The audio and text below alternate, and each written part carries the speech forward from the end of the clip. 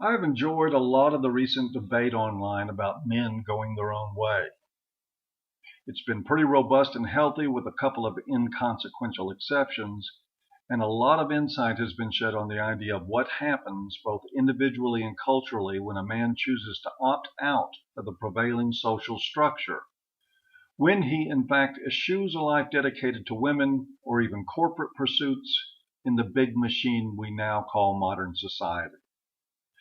There has been conflict of opinion from what I think are thoughtful people, which is the best or at least most interesting kind of debate, and it prompted me to set my ideas on the subject to paper and bring them to you in a video for your consideration.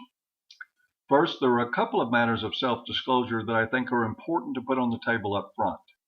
One, I'm a big fan of the concept of men going their own way. I think it is the most honest and ultimately functional response for individual men, particularly young ones, to the current sexual zeitgeist, which is decidedly user-unfriendly for men in its current state. Second, I'm in a long-term relationship. I have been with the same woman for 11 years. I don't think that precludes me from being a man going his own way, but I do think it's worth mentioning because I'm sure that in the eyes of some, that would put my perspective into question. That being said, let me start by saying that I think the current debate has been obfuscated by conflating the idea of a man going his own way with simply evaluating any individual man's decision to go through life without a relationship with a woman or even as a celibate. It seems to me, though I might be mistaken, that most of the philosophical head bashing has been happening around the idea of rejecting women romantically, and that this issue is getting painted onto the go your own way phenomenon as a whole, when that phenomenon is a bit more complicated than just whether or not a man has sex.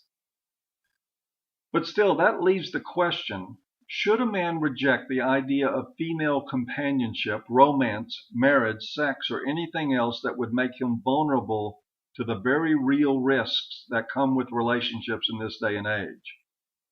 My answer is the same that it always has been for that question. Whose business is it other than the man making his own decision in the first place? Don't get me wrong, I'm glad that men like Critical G are out there contributing to this discussion, and I'm glad for now that we mostly have the freedom to express these ideas.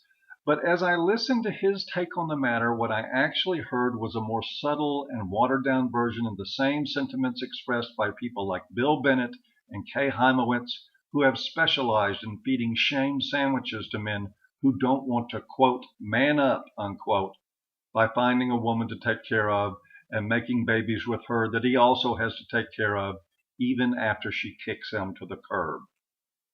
I just don't get it. With the depth of knowledge now available about men's issues, why anyone allegedly aware of those issues, much less sensitive to them, would be hawking a message to men, instructing them how to live their lives. Makes absolutely no sense to me whatsoever. In my opinion, which is admittedly anything but humble, men have had quite enough of that kind of crap from a misandric culture that has no other purpose but to bleed them dry. Now, I'm not going to jump on the I'm all concerned about where the MRM is going bandwagon by saying that hearing these ideas from MRAs makes me concerned about where the MRM is going. I'll just say that when I hear this stuff, I'm going to express my view that it's nonsense. I will also tell you the reason I am not concerned and why I don't think anyone else should be. It is because men going their own way, or if you prefer, men who are choosing to walk away from any kind of romantic commitment or involvement with women, is not a phenomenon that anyone is going to control or direct from a website or from their YouTube channel. It is happening no matter what any one of us has to say about it, and there's nothing anyone can do to change that. Men are opting away from romance and marriage because it is a corrupt, toxic environment that carries a ridiculous amount of risk, particularly in relation to the possible reward. That is what is driving men away from it, not the words of Barbarossa and Stardust. All these guys do is explain what's happening and to some degree document it. Well, they're also very helpful in helping men who listen to them shrug off the shaming control messages from people who feel threatened by men who choose their own path in life, which I think is a valuable social service. Saddling them with some kind of power over the decisions coming from men about their own lives makes about as much sense as saying it's a man's world because most politicians are men, which is about as myopic a message as you will ever hear.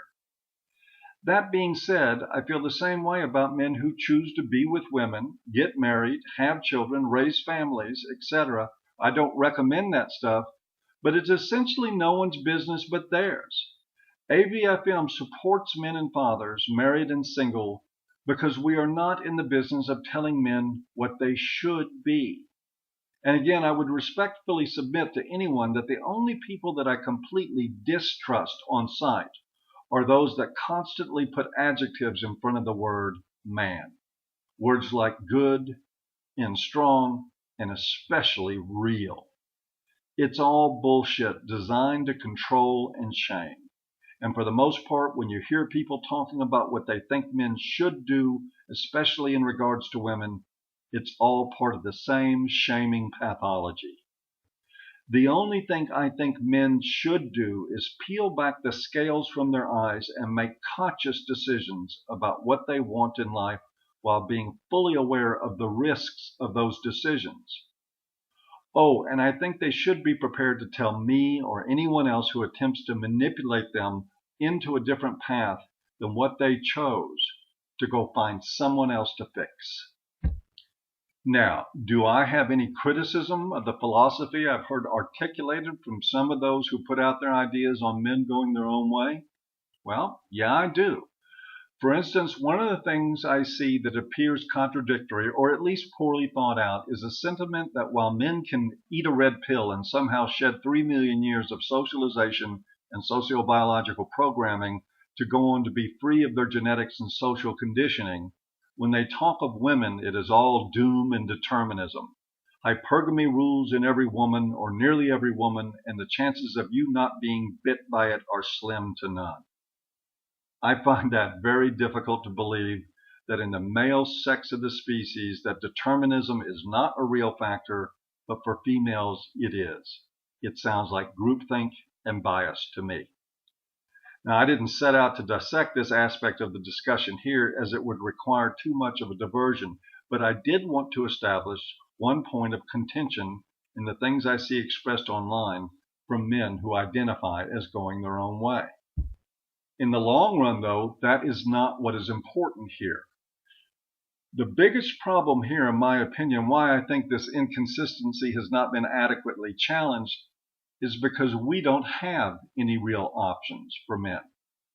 Do I think that Critical G, since he seems to be dispensing advice that men should not avoid lives with women, has any kind of plan that assures men a reasonable chance at protection from the possible fallout of making choices as he would make them? No, I'm sure he doesn't. Does anyone else telling men to not give up on women, to have a path for them to walk, that it has at least the promise of reducing a man's chances that it will lead to a brick wall? No, they don't. And anyone who tells you they do is just plain full of it. There is no shortage of that out there. About a year ago, I got involved in a debate with a man from the game community who tried to feed me a shame on rye with fries by saying that if I just had game, a woman would never want to leave me and take my shit with her. Yeah, he was serious. I asked him what he was going to do if he ever ended up alongside millions of other men in one of our family courts. I asked him what he was going to do with game there. You know what he said? I'll game the judge. I can't make that kind of stupid up. The point here is that no one, not me, not Critical G or Bernard Chapin or anyone else, has a way to help men avoid the gauntlet of possible problems that stem primarily from their relationships with women. And to be clear, for those who will intentionally misinterpret what I'm saying, I'm not talking about risk elimination. I'm not talking about guarantees. What I'm talking about is the fact that in today's world, the choice for men to put themselves into legally vulnerable positions with women can rightfully be called stupid. There is just too much to lose. Reputation, children, property, income, and freedom. Even your life. All of it can be taken simply because she wants to.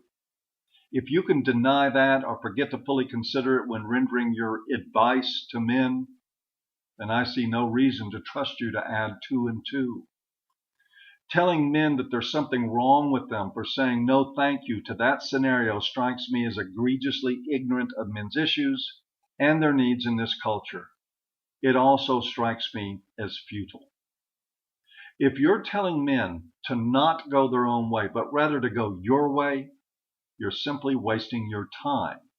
As I said before, this is a phenomenon that is happening, and it is far, far beyond the reach of YouTubers and other social prognosticators. And from where I'm sitting, that's a really good thing.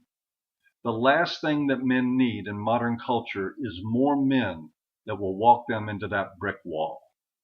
More than enough of that stuff going on as it is. And that's it for me today. Thank you very much for listening, and have a great one.